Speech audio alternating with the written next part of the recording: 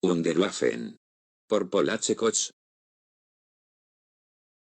El 30 de junio de 1908, un meteorito cruzó los cielos de Europa y provocó espectaculares sucesos luminosos en diversos puntos del viejo continente.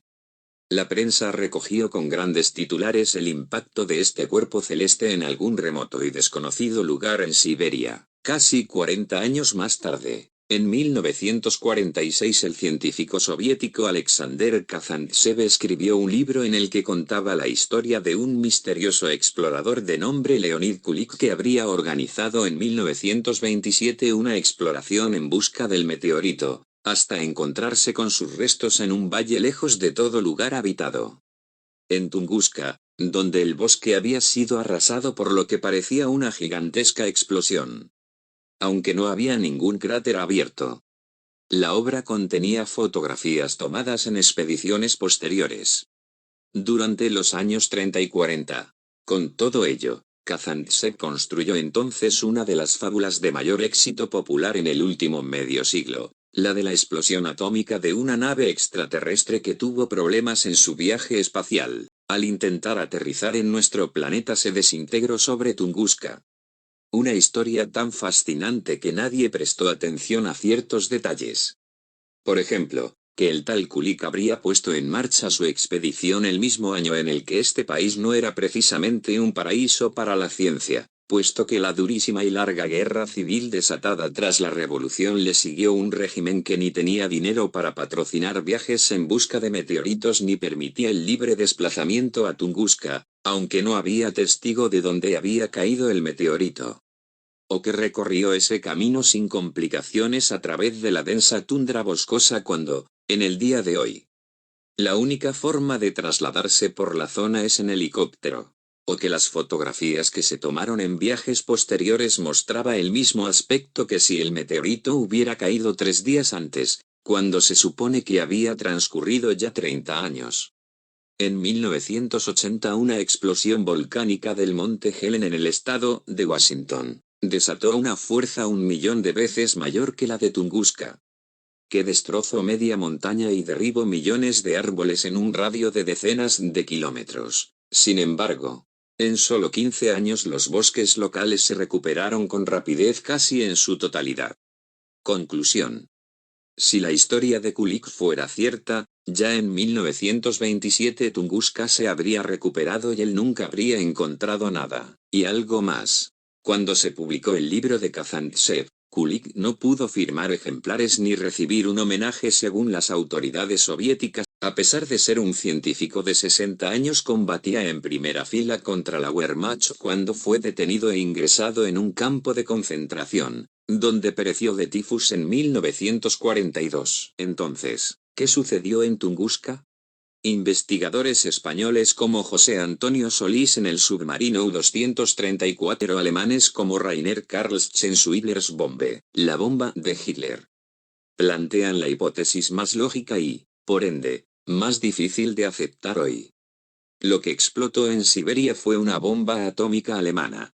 Es la existencia de las Wunderwaffen o UA, las armas maravillosas con las que la propaganda nazi prometía a los cada vez más desesperados alemanes la victoria final en un conflicto que parecía más próximo a terminar con una tremenda derrota. Este armamento estaba siendo desarrollado en fábricas secretas a salvo de los bombardeos masivos de los aliados y faltaba poco para que pudiera ponerse en circulación y cambiar las tornas. Algunas de estas armas llegaron a ponerse en circulación, pero a escala reducida, pues no dio tiempo a fabricarla en serie para suministrarlas a las agotadas tropas. Entre ellas figuraban los primeros cazas a reacción de la historia, los Me-262. Submarinos de última generación con instrumental antirradar y antisonar, sistemas de visión nocturna para carros de combate y también individuales. Otras estaban en fase de experimentación y acabaron siendo desarrolladas años después con otros nombres por norteamericanos y soviéticos, que capturaron a los científicos nazis que las crearon y los obligaron a trabajar para ellos, como los misiles intercontinentales A-9 y A-10 o los bombarderos a reacción intercontinentales, como el Orten 18. De diseño idéntico a los posteriores bombarderos invisibles de Estados Unidos. Todo el programa de cohetería alemana, del que derivaría la carrera espacial y cuyo ejemplo más conocido fueron los famosos proyectiles V1 y V2, más eficaces psicológicamente que militarmente. También fue absorbido por las fuerzas vencedoras, que reclutaron y utilizaron a oficiales nazis como Werner von Braun en Estados Unidos. En fin, entre el equipamiento y entrenamiento actual de los marines norteamericanos y el de las elitista unidades de las Waffen-SS tampoco es casual.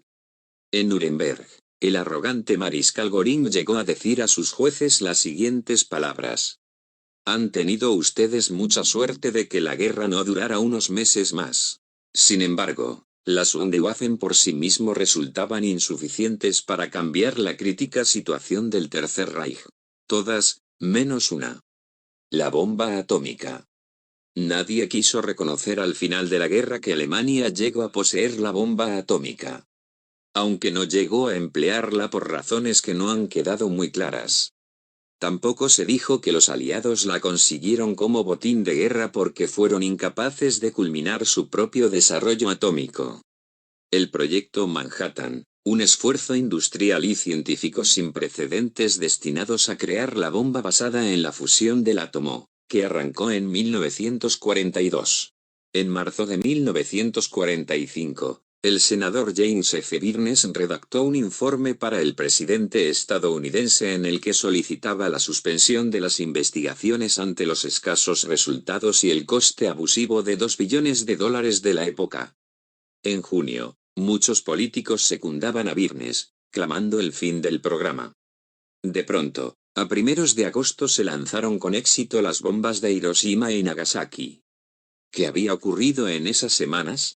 Oficialmente, el Tercer Reich no llegó jamás a desarrollar un programa nuclear con éxito.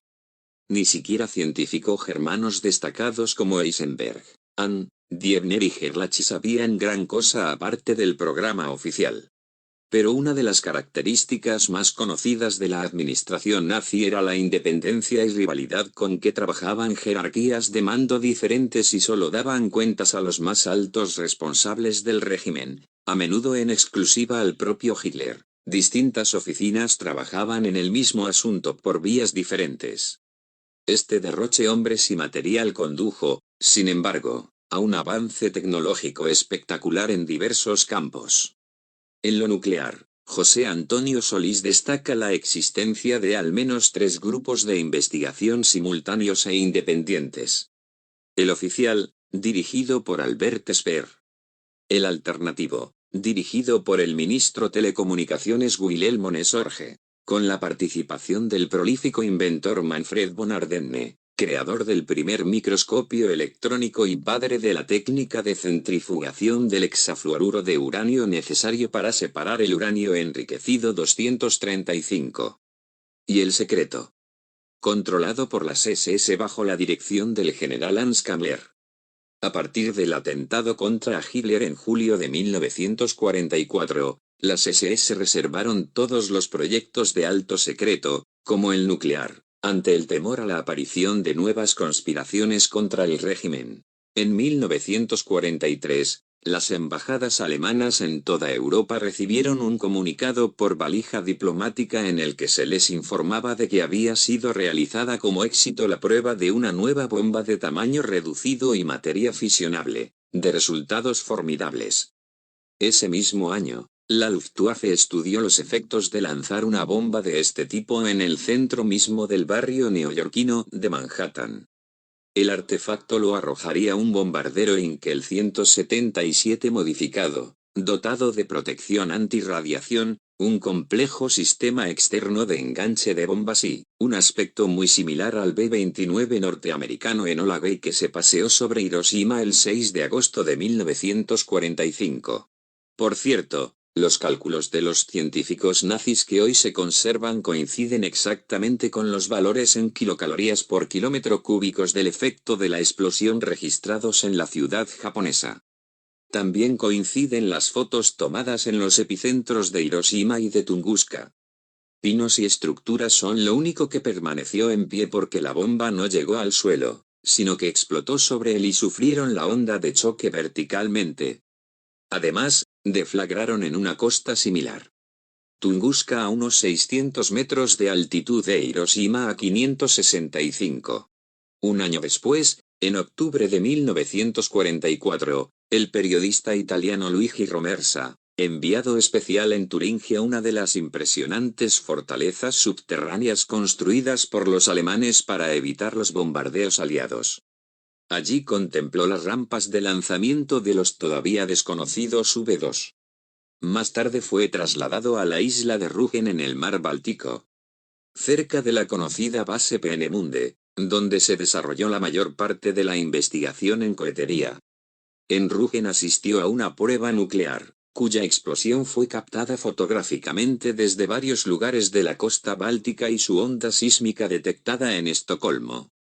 2 meses después, Mussolini pronunciaba su último discurso que publicó en Milán, en el que habló de las últimas y extraordinarias bombas alemanas capaces de destruir ciudades enteras en un instante. Solís llega a la conclusión de que Alemania contaba en 1945 con unas pocas bombas atómicas. No las suficientes para emplearlas en el campo de batalla, pero quizás sí como arma disuasoria para llegar a una tregua honorable si mostraba su terrible poder y amenaza con lanzarlas sobre las capitales de los aliados. Por ello, Hitler habría ordenado arrojar una sobre una deshabitada región siberiana. El bombardero volvería la mayor parte del tiempo por una zona libre del acoso de la superioridad aérea enemiga. Se evitaba matar civiles para no provocar un incremento de represalias de los soviéticos, que luchaban ya en territorio alemán. Y si el artefacto fallaba y no explotaba, sería casi imposible que lo encontrara en el denso y remotísimo bosque siberiano. Sin embargo, Stalin no habló de lo ocurrido con los aliados. Su ejército ocupado el este de Alemania muy cerca de Berlín, no había posibilidad de un ataque atómico y había perdido a 20 millones de rusos. Quería venganza, no tregua, así que, tras conocer los resultados de la explosión gracias a los informes de su aviación militar, decidió inventar la historia del meteorito de Tunguska y del inexistente viaje de Kulik. Hitler dudó si repetir el ataque esta vez en Occidente para mostrar que iba en serio. Pero si al final tomó la decisión de hacerlo, se encontró sin recursos. Tras su desaparición, el conde Schwerin von Krosigk, efímero ministro de Exteriores del gobierno del almirante Dönitz, comentó: Hitler no echó mano de la última arma terrible que el Reich tenía a su disposición. Lo que sí hizo fue cedérsela a sus aliados nipones. El 15 de abril de 1945 partía del puerto noruego de Kristiansand el submarino U-234 con destino a Tokio. El norteamericano Carter y Drake, hermanos de un agente de la NASA, publicó su historia parcialmente en Internet, en un documental llamado Critical Mass. Por su traducción Masa Crítica, a bordo del submarino había 240 toneladas de diversos materiales, incluyendo 2 aviones Me-262 en piezas, miles de planos de cohetes y armas, nuevos fusiles infrarrojos para bombas, bidones de agua pesada y 560 kilos de uranio fisionable U-235. Suficiente para construir 10 bombas atómicas similares a la de Hiroshima. En el submarino también viajaban varios científicos y 2 oficiales japoneses que se suicidaron de camino a Japón. Alemania se rindió y el comandante del submarino se entregó a la Marina estadounidense en el Atlántico. Al enterarse de lo que transportaba el submarino, apareció un tal comandante Álvarez, del ejército norteamericano, que interrogó a la tripulación, inspeccionó la carga y se llevó parte a los laboratorios del Proyecto Manhattan en Los Álamos, Nuevo México. Este comandante era Luis Walter Álvarez, el responsable del sistema de detonación del plutonio del proyecto nuclear estadounidense, y pasaría a la historia como el hombre que había resuelto el problema de la implosión del plutonio en el último momento y que recibió el Premio Nobel de Física por sus descubrimientos en el campo de la tecnología de infrarrojos. Días después explota en Alamogordo la primera bomba de plutonio, aunque lo que cayó sobre Hiroshima y poco después en Nagasaki fue una bomba de uranio 235. En medio de la euforia general tras la rendición de Japón, Uno de los responsables del proyecto Manhattan, un relajado Robert Oppenheimer, contestó en una entrevista sobre la bomba de Hiroshima que ya la habían probado los alemanes, no había nada que investigar, solo usarla. Y el mismo primer ministro británico Winston Churchill, cuenta en sus memorias que cuando a finales de julio de 1945 él, y el presidente de los Estados Unidos Harry Truman decidieron revelarle a Stalin que disponían de la bomba atómica. La respuesta del dictador genocida soviético fue: «También habéis conseguido una bomba atómica. ¡Qué suerte! Esa bomba es tremenda. Tirádsela a los japoneses».